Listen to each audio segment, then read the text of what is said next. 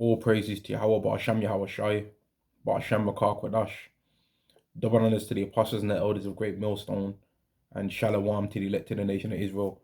This is going to be a quick video going into how you shouldn't trust in your worldly finances, man. Right now, if you've got some money, that's a bit more portion than daily bread, and you've got all of that money and all of that stuff. Fair enough, man. Right? That's good. Right? But don't trust in it, man. No matter what you do in your life that makes you get some extra money or a bit more, or even if you've got hardly none, don't trust in money, because your love of money is going to be required of you in the time to come. Right? The money is going to be people loving to buy and sell things, loving to have access to the materialistic things of this world, is going to be a cause for why they'll end up losing in the grand scheme of what this world is about, which is about, do you believe in God or not? Right? And there's a certain thing that's going to be made mandatory on this earth that is going to be a sign of your slavery, right? A sign of your willingness to be a citizen in this wicked world, man. Because during times of martial law, right, the rules on citizenship and all of these types of things, the laws and the rights that people have and all of these types of things, they change, man. And the laws completely change. And the things that are accepting to do and are not acceptable to do change instantly during a time of martial law and during a time of chaos, man. And that's why this world is going to a way where they want people to riot, man.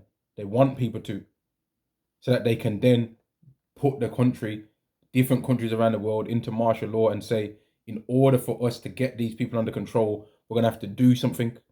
And part of the things that they're going to be using to try and civilize people and show, okay, are you willing to get back into the order of things, is going to be this prophecy that I'm about to read now. Revelation chapter 13 and verse 16. And he calls of all, both small and great, rich and poor, free and bond, to receive a Charagma in their right hand or in their foreheads, and that no man might buy or sell, save he that had the Charagma, or the name of the beast, or the number of his name. Now, when you read the actual scripture, I had to change the words around, because when you say the actual word, which the word is mark, when you say that word when you say the full scripture and you say the word mark in there, it gets taken down off the internet. And I've had several videos taken down for me speaking like that. And even though these videos had literally no one watching it, the video got taken down off the internet, right? Even though the channel might have had literally no subscribers on there, it got taken down. So if it's getting taken down from somebody that's got no subscribers and no views, that's obviously important information, because they, like, you would assume that they'd just assume that nobody's going to watch it anyway, right? But yet they still felt the need to take it off the internet. They still felt the need, man. Verse 17, and no man might buy or sell save he that had the Charagma, or the name of the beast, or the number of his name. And that's what's going to be required, everyone, to show, are you a citizen? Prove it. Prove you want to be a citizen of this society that we've made. Prove that you're not like those people that are rioting and rebelling against us. Prove it. And the proof that they're going to say is necessary is, take this. That's what they're going to do. So if you love money, well, then you're going to do it, aren't you? If you love being praised in this world, and you don't like looking dusty and all that, well, then you're going to take it. You're going to take that thing. And what is that thing that I'm talking about? Well, if you look up R, F, I, and D, right? Or N, F, and C. And I had to say it slow like that, because when you say it fast, again, these things get taken down, man. They take it off the internet. But if you look up those things that I said, and you look up the letter C, the letter H, the letter I, and the letter P, after searching those either 4 letters that I said or those 3 letters that I said, then you will see what the Charagma is, right? You will see what it is. And that thing is going to be used to deceive people, right? All the techniques that they're going to use that are going to be to either get people that are rich, people that are poor, people that are free, people that are in jail, bond, right? people that are small, so lesser known in the world, and people that are great, more known in the world, more famous, or more of a higher status in the world. All of it is to use people's lust for spending and buying things and having access to this world and being citizens in societies that so-called civilized and flourishing societies, is to use that against you. So the more you love those things, the more that can be weaponized against you, right? The more, if some, like I heard one of the teachers say this, man, one of the elders say this, man, and it was very clear, like it was an easy way to explain it. He said, a man that has nothing that he cares about, you can't buy that kind of person. He said it roughly along those lines. You can't buy somebody that doesn't have nothing that they care about that much. That's a dangerous person because you can't persuade them or manipulate them with anything. But a lot of people in this world are going to be persuaded, even deceived into taking it, yet the deception is not going to be an excuse as to why they are going to be receiving mercy. Revelation chapter 19 and verse 20, and the beast was taken, and with him the false prophet that wrought miracles before him, with which he deceived them that had received the charagma of the beast, and them that worshipped his image.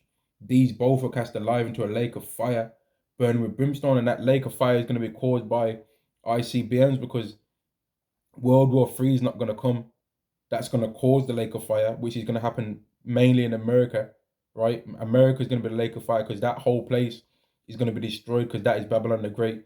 And you can read Revelation, the 18th chapter, along with Isaiah, the 34th chapter, and then you can read portions of Jeremiah 49, Jeremiah 50, and Jeremiah 51 that also speak about how Edom's associated with the same thing as Sodom and Gomorrah's judgment, right? Isaiah 13, the last like 10 chapters of Isaiah 13 also goes into this. Revelation 18 speaks about the same thing. Malachi 4 and 1, that behold the days come that shall burn as an oven, speaks of the same day, right? Zechariah 14th chapter and the 12th verse speaks of the same day. Second Ezra's, the 15th chapter, speaks on the same day, man. Isaiah, second Ezra's, the 16th chapter, speaks on the same day. There's many prophets that have spoke about the same day, the same event over and over and over again, right? And they spoke about it in different ways because the things that they felt the need to bring out, which was according to Yahweh's will, they felt to bring out different things that they saw in that same day. So when John on the Isle of Patmos saw that day, he remembered to speak about Babylon the Great being destroyed, right? Whereas when Malachi saw that same time, he just said, man, there's a day that's coming that's going to burn like an oven. But when Zechariah saw that same day, he said, wow, this is going to be the plague that's going to happen to all the people that fought against the Israelites, that they're going to have their eyes consume away in their holes, their tongues are going to consume away in their mouth, and their flesh is going to consume away while they stand upon their feet. They all saw the same thing, but they all felt the need to mention different things. Other prophets felt the need to speak about how Edom is going to perish in that day, and that their judgment is going to be the same as Sodom and Gomorrah, and that people are going to hiss at the plagues thereof.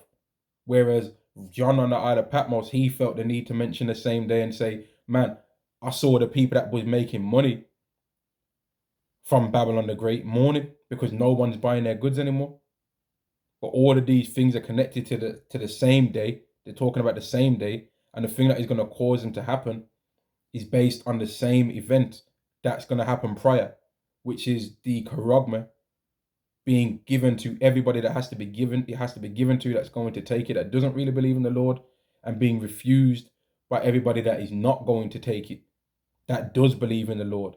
And that's why that thing is going to pretty much seal in either salvation or seal destruction.